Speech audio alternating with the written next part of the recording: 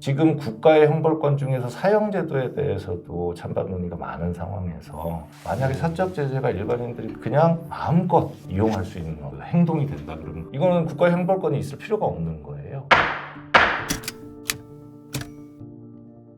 유튜버의 사적 제재가 엄청나게 지금 많이 이슈화되고 있습니다. 혹시 사적 제재란 무엇인가요? 사적 제재가 정당한 사법 절차를 거치지 않고서 일반인들이 개인이나 집단에 의해서 실행되는 모든 형태의 어떤 폭력이라든지 위협력의 행사 이런 것들을 다 사적 제재라고 최근에 부르는 것 같습니다. 요거 영상 한번 같이 한번 볼까요? 네, 할아버지를 폭행한 10대 네, 지금 엄청 싸우고 있어요. 봤어. 네.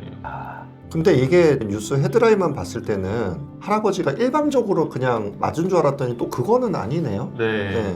같이 싸운. 네네. 근데 좀 더 할아버님께서 더 뭐 많이 맞으셨겠죠. 네. 10대들이 네, 아이고. 좀 촬영을 이게 여기서 끝나는 게 아니라 어떤 유튜버가 여기 보시면은 이제 무릎을 꿇히고 유튜버가 좀 응징한 네. 요런 사건인데 근데 사실은 댓글이 저는 사람들의 이제 생각이라고 생각하는데 댓글에서는 저희 공권력이 경찰이나 이제 법이 미치지 못하는 부분을 해결해 줬으니까 통쾌하다는 입장이긴 하거든요. 그거에 대해서 어떻게 생각하시는지. 지금 영상을 보니까 명백한 사적 제재네요. 사실은 어떤 공권력, 그러니까 국가기관에 의해서 처벌이 돼야 되는 부분을 개인들이 찾아간 거 아니에요? 이 부분에 대해서 뭐 논란의 여지는 있어 보입니다. 저도 그런 언론 보도는 접한 것 같아요. 전 국민의 90% 가까이가 긍정적 방향의 의견을 보였고 약 한 4%만 부정적인 의견을 보였다, 뭐 이런 언론 보도가 난 적이 있어요. 논란이 많이 될 수 있는 사건이라고 보입니다. 어떻게 생각하시나요? 네, 저 영상을 보는데 일단 만감이 교차하는 학생이 할아버지를 때리는 건 너무 말도 안 되는데 할아버지도 같이 학생을 막 전력으로 펀치를 날리는 이 상황 자체가 너무 좀 약간 2024년 지금 시대 자체가 조금 안타까운 그런 마음이 우선 일단 들었고 내가 과연 아까 말씀하셨듯이 90%에 내가 들 건가? 아니면 난 4%에 든 사람인가? 라고 생각을 했는데 결론적으로는 저는 4% 쪽으로 가야 될 것 같은 그런 생각이에요. 변호사니까. 왜냐면은 일단은 뭐 당연히 이제 언론적인 얘기는 재미없겠지만 법치주의 국가잖아요. 당연히 국가가 나서서 정리를 하고 처벌할 일을 처벌하고 해야지 사적 제재가 통쾌하고 정말 피해를 대갚아주는 그런 역할을 한다고 해서 활성화되고 인정하기 시작하면 정근대 국가로 계속 갈 거란 말이에요. 고혜남님 혹시 네. 동생이 있으신가요? 누나가 있어요. 누나들이 있습니다. 고혜남님이 예를 들면 어릴 때 막 이렇게 동네에서 형들이 괴롭혀서 막 이렇게 돈 뺏겨본 경험은 없을 것 같은데. 아 돈은 뺏겨봤어. 초등학교 때. 뺏겨봤어요? 초등학교 때부터 시험 갈 때마다 뺏기더라고요. 형들이 맞아요. 뺏더라고요. 그거는 안 뺏겼을 것 같은데. 그러면 보통 어떻게 하나요? 형이나 누나들이 가서 이 변호사님은 남동생이 있으시죠? 남동생이 있긴 한데 저는 그런 경험이 없어서 사적 제재를 하셨던 거 아닌가요 혹시?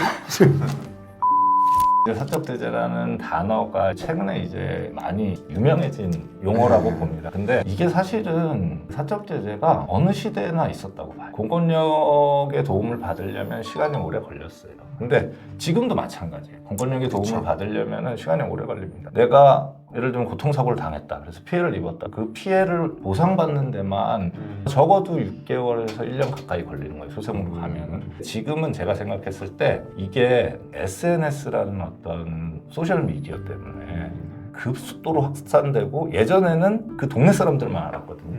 그런 일을 실제로 저질렀던 사람이 동네만 멀리 옮긴다 그러면 다시 잘 살 수 있었는데 지금은 그런 세상이 아닌 것 같아요.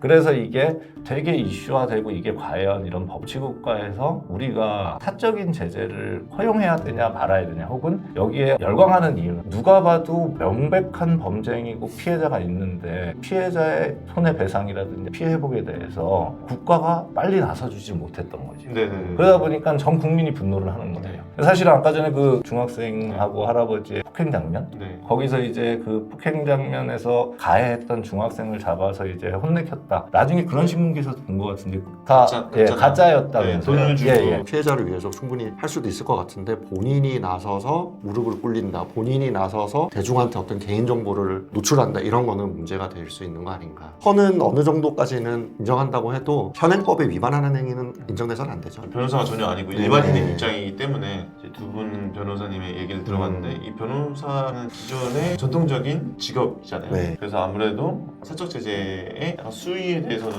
잘 들여다봐야 된다는 입장이시네요. 네. 형벌권은 기본적으로 국민이 음. 인정한 국가기관에 의해서 형벌이 행사가 돼야 되고 그게 이제 법치국가의 어떤 중요한 이념 중에 하나인데 근데 일반인들이 동생이 맞았다 그래서 가서 때려버리고 그리고 또 내가 아는 사람이 죽었다 그래서 같이 가서 죽여버리고 이러면은 이거는 국가의 형벌권이 있을 필요가 없는 거예요. 지금 국가의 형벌권 중에서 사형제도에 대해서도 찬반 논의가 많은 상황에서 만약에 사적 제재가 일반인들이 그냥 마음껏 이용할 수 있는 행동이 된다 그러면 그거는 문제가 있다고 봅니다. 오늘은 사적 제재에 대해서 변호사적인 시각에서 자유롭게 한번 얘기를 나눠봤는데 여러분들도 이 사적 제재라는 문제 감정적으로만 생각하지 마시고 조금 더 논리적으로 아니면은 정말 정당성이 있는 것인가 한번 생각해 볼 수 있는 그런 주제가 아니었나 그렇게 생각이 됩니다. 다음 영상에서도 더 유익한 주제로 찾아뵙도록 하겠습니다. 감사합니다.